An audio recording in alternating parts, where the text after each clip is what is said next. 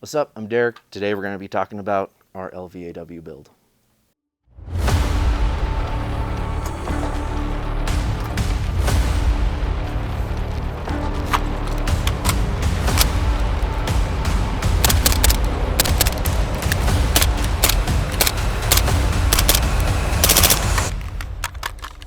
Fuck.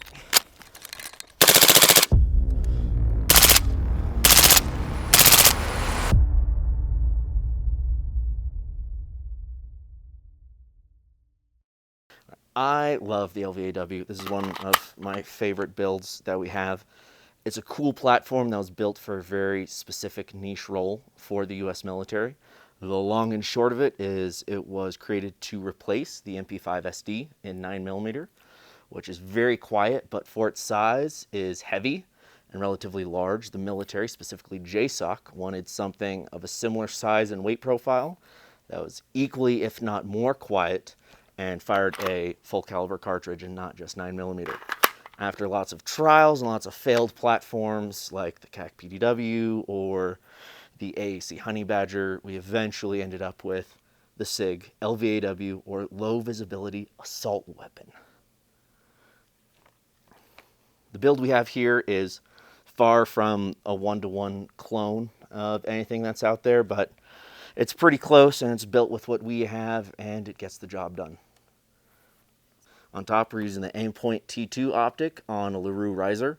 We have it on the riser with the extra rail space because we also have the Skeet L IR thermal, which is flipped side. It's a relatively small thermal. It's not great at super long ranges, but neither is this build, so it fits perfectly on there. Great for finding things that go bump in the night. In front of that, we have the HRF, what's it called, HRF ramp? Yeah. We have the HRF ramp with the mod light button on a Surefire Scout. We have the Wilcox Raid. We'll go more into that in a future video. It's a unique laser. I like it more than the PEC 15, but it definitely has some unique drawbacks that we haven't encountered with any of our PECs or Ingals or similar platforms.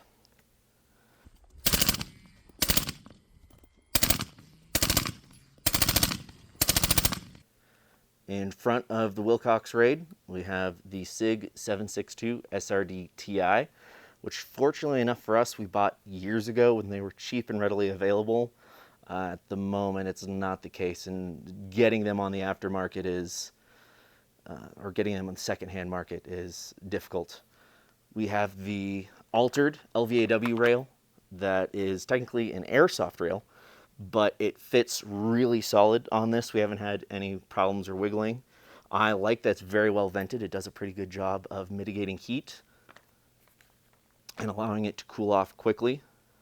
The base upper is a SIG Virtus TAC Ops, which comes with a 6.7-inch barrel and 300 blackout, obviously. SIG is nice enough to include the hardware to mount it and run this on a standard AR lower.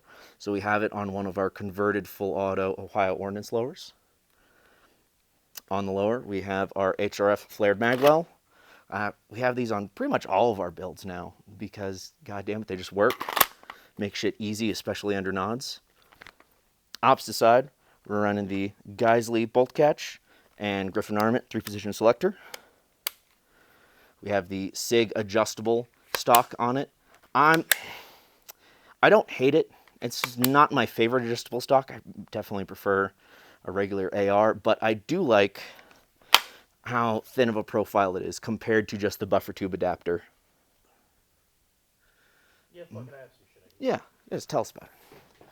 And that is pretty much all how we have our setup. Like I said, not a one-to-one clone, but what we have built and put together, and damn it, is it a good time. I love running subs through this thing. It feels and sounds like an airsoft gun, and on full auto, the rate of fire isn't too crazy. With supers, the rate of fire of this thing is like a Mac 11. Like, you got to hold on to it. But with the subs, at least the 220 grains we've been running, it's pretty controllable. You can put double, triple taps. Ben, what would you like to say? Oh, fuck. Everyone say hi to Ben. That's what I was gonna say. Man, I don't know how to fucking start off. Man, I know you said you like this stock. It's not a It's not a bad stock. It's not the worst stock. It's better than a pistol brace. But it's thin. It's narrow. It doesn't hurt, but it's not the most comfortable. It does really help when you're, maneuvering in tight spaces. I know Gorilla Arm Man over there likes having it fully extended. I like having it real collapsed and just having the really small package. Having it real small really helps when you're trying to shoot under barriers or you're taking those corners really fast.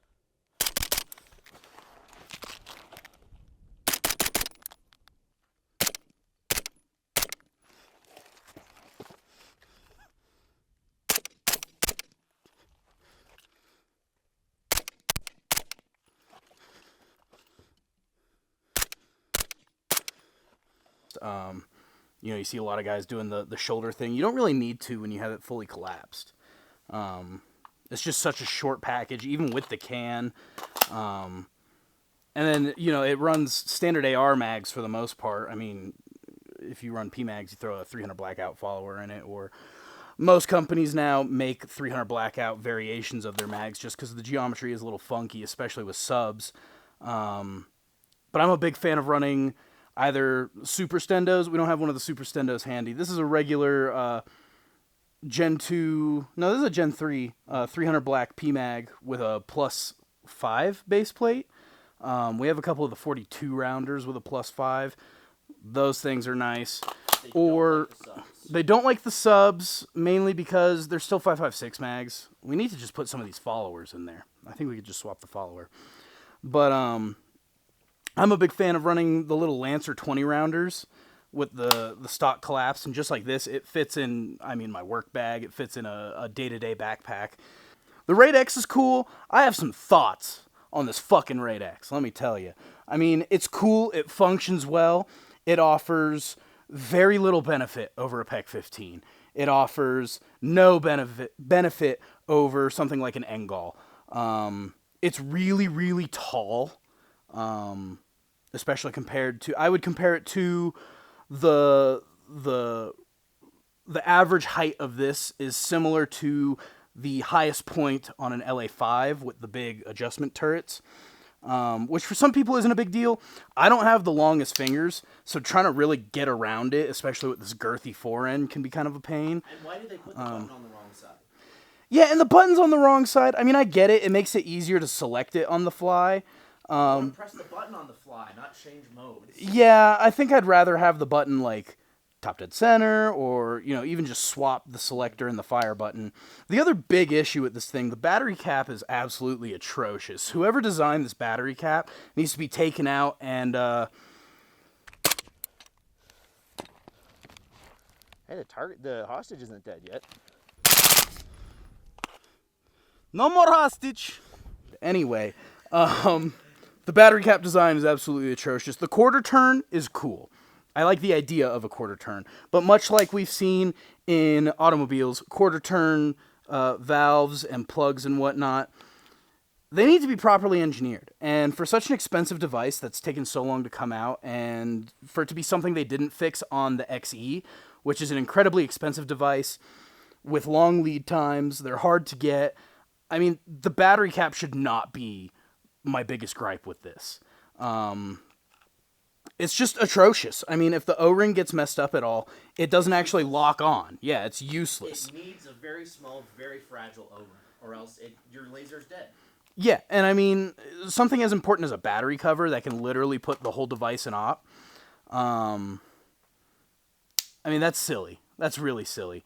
Same with, it doesn't have diffuser caps, which a lot of people don't like diffuser caps and don't use them. It has just this plug that also doesn't stay. It doesn't stay on. It's a pain in the ass to put on the side. I like a PEC 15 better than this thing. A lot of its selling points are kind of gimmicky to me, like the PID pulsing lasers. That's fucking stupid. Who uses that? Who uses that? Know where the fuck your gun's pointed. Not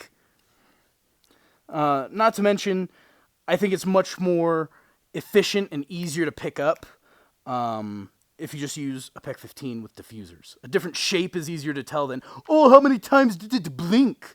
Fuck you. I do like that the lasers. What? I like that center bore. Yeah, that's what I was about to say. The lasers are all aligned with the bore, so it makes zeroing a little easier, and it makes your offsets at distance a lot more manageable, a lot more tolerable.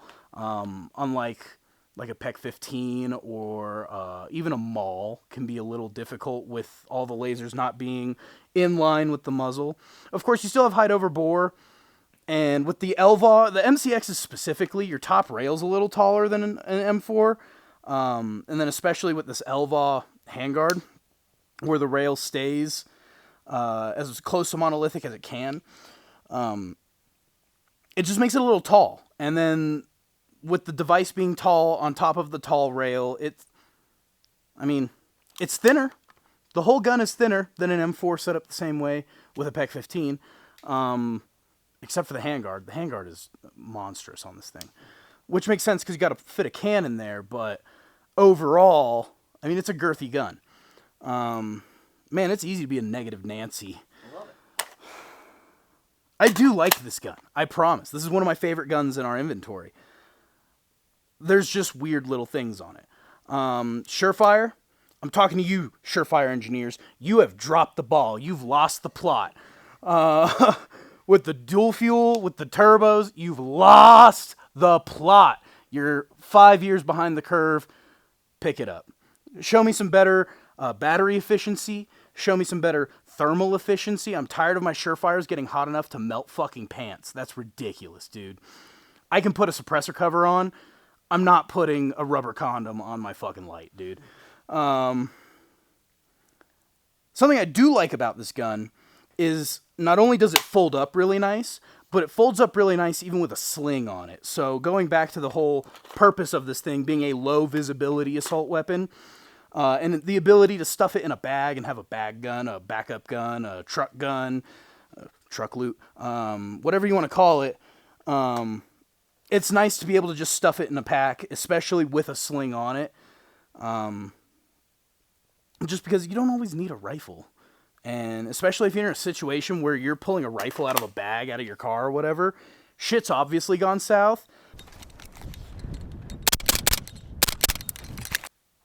Times are hard now. I'm going to take any chance I can to clear my hands of holding a decently heavy PDW. That's something nobody talks about enough. The weight of weapons.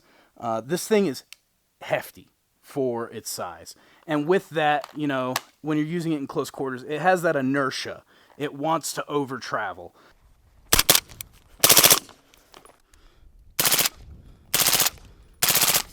But like with all guns have their little quirks.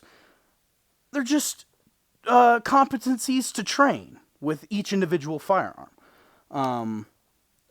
But it's really big for me to be able to have good sling mounting options. I mean, it does help that you have the actual in handguard threads, so you don't have to necessarily M-lock mount your stuff, which is kind of difficult on this.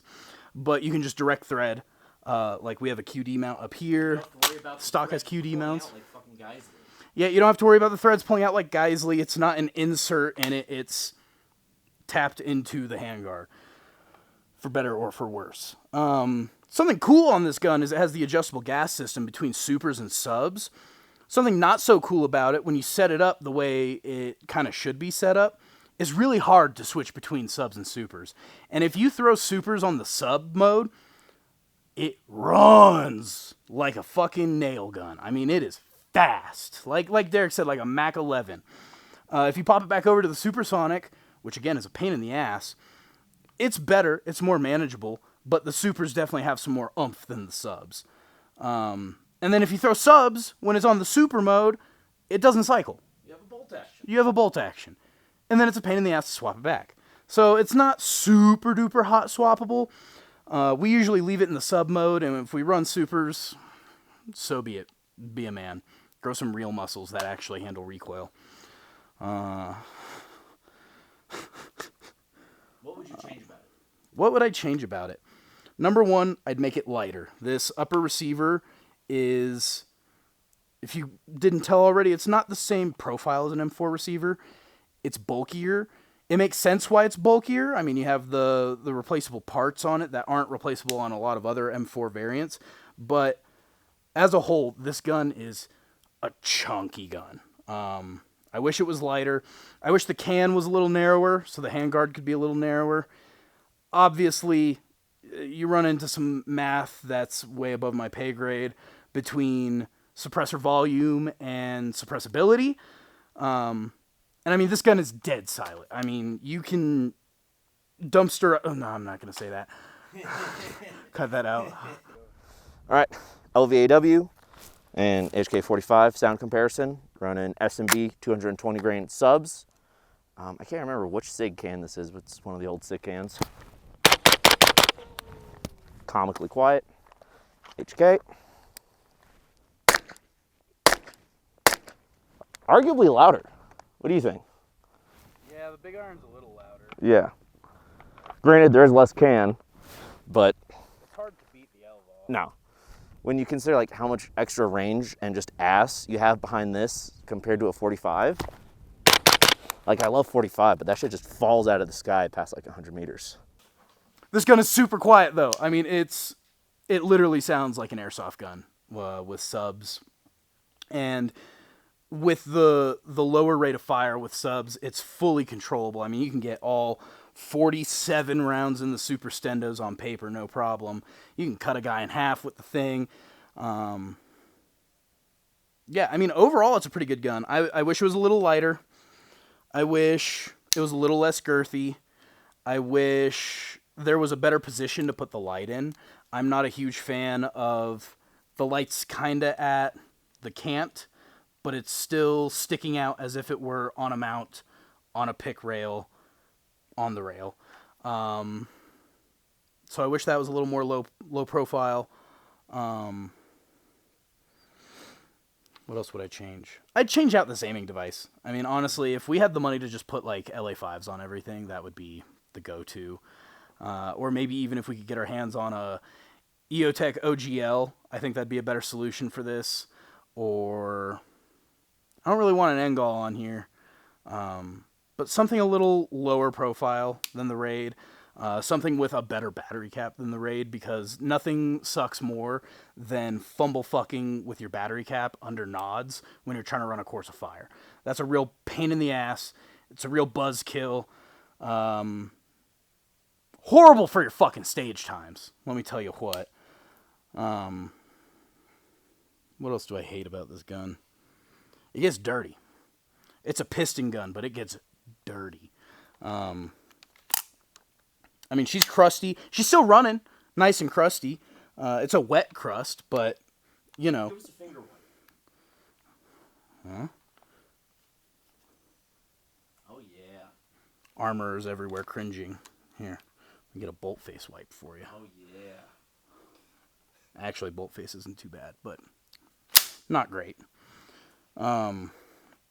Do like the thermal on the flip side. That's hot. That's good. I think a more modern thermal would be better, something with a little higher refresh rate, especially if you're kind of hunting through the optic. It can get a little old and not necessarily disorienting, but it's just not quite the same. You can tell you're looking through a digital device when you're kind of scanning for targets with this thing. Big fan of the HRF magwell. Big fan. That needs to go on every gun. That should be stock on a lot of guns. What else? I do like that this handrail comes off. You just pop the front receiver pin and the whole thing slides off. It's a little tight, which is good because I feel a little better about it maintaining zero. But it's nice if we ever need to take the can off. If the easiest way to switch between sub and super mode is actually to take this handguard off and flip it real quick. 300 blackout doesn't suck. You're judging a fish on its ability to climb a tree. Excellent. 300 blackout is not for your 600-yard engagements. 300 blackout is for shooting in a house and not even waking up your kids. 300 blackout is for shooting from a vehicle and not rattling your brain. 300 blackout suppresses wonderfully. It's a big round moving at an armor-piercing velocity, and it doesn't make your ears go wee as much. Yeah, I mean, really, what it needs to be compared to is not 5.56. 300 Blackout is not a competitor to 5.56.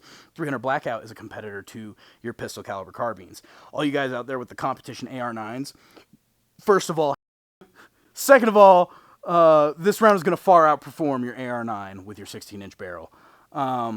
It's a round. It is a full caliber round that can be pushed through a 6.7-inch barrel with usable velocities, usable ranges, especially when you throw supers in here. Subs, yeah, your round's dropping like a brick at 150 yards. That's the nature of the game. Pick the right tool for the job. If you're trying to engage a guy at 300 yards, don't grab this. Grab an M4. It's that simple. It's that simple. Stop using the wrong tool for the job. It's like using a fucking hammer on a screw. Room temperature IQ moves. Shit, what else? Closing thoughts on it? Closing thoughts on it? Overall, 8.5 out of 10 on this gun. Thing rocks. Thing fucks. Thing's quiet. Slap steel. It'll drop the aggressive hobo at the stoplight. No. No, thank you. No, thank you. No, thank you. God. Like I said, I wish it was a little slimmer. The attachments on here aren't my favorite, but, that's not the gun's fault. That's dipshit who put it together. I like the optics setup on here. I like the big mags. I like the HRF magwell. Can't say enough about HRF. Good guys over at HRF. I like the folding stock. I like that it fits in a bag, especially with the 20-round straight mags. Damn, we don't have one right here, do we? Wait, no. There you go. I thought we had one, like, right here. I think one of those... Incoming. While we look for a mag, the best way to clear a gun? Rack it, point it at a friend, pull the trigger. It's clear. It's clear. Holy shit. Oh, we got a little baby M16 mag. Yeah. A Colt one. Nice. Yeah, so with a little 20-round mag, it's a slick package, man. It's going to be hard to beat. MP5 SD, awesome gun. Phenomenal gun. Iconic. Everyone knows it. Everyone loves it. It ain't got shit on this.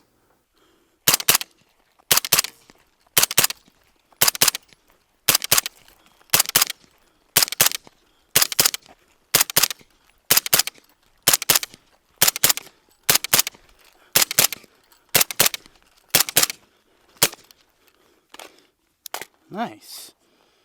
She's got a little gas today. She's a little dirty girl. Here's Derek to tell you more bullshit that you probably know. Bullshit that you already... LVAW. Super cool. Love it. Not perfect, but it's cool and it fits the job that it was designed for. Final thoughts. We were talking about this earlier. Use your shit. Break your shit. If you have something... If you have something and it's yours and it's a tool like a gun, which is a tool, unless it's specifically a collector's piece, use it, break it, beat it up, run it until something snaps and then replace it and then keep running it. Like, if you have it, you should get the most out of it that you can and not have it sit in a safe or sit on a shelf and worry about the small blemished scratch that it came with from the factory. Use your shit. Yeah. Thank you for watching. Like and subscribe. We're going to be doing this more, for better or for worse. Yeah, check out our links. Oh, today's sponsors. This is sponsored by absolutely fucking no one. Please go to our link. If you like our shit, please buy some merch. So it keeps us going, allows us to spend your money on irresponsible things like machine guns and LVAWs.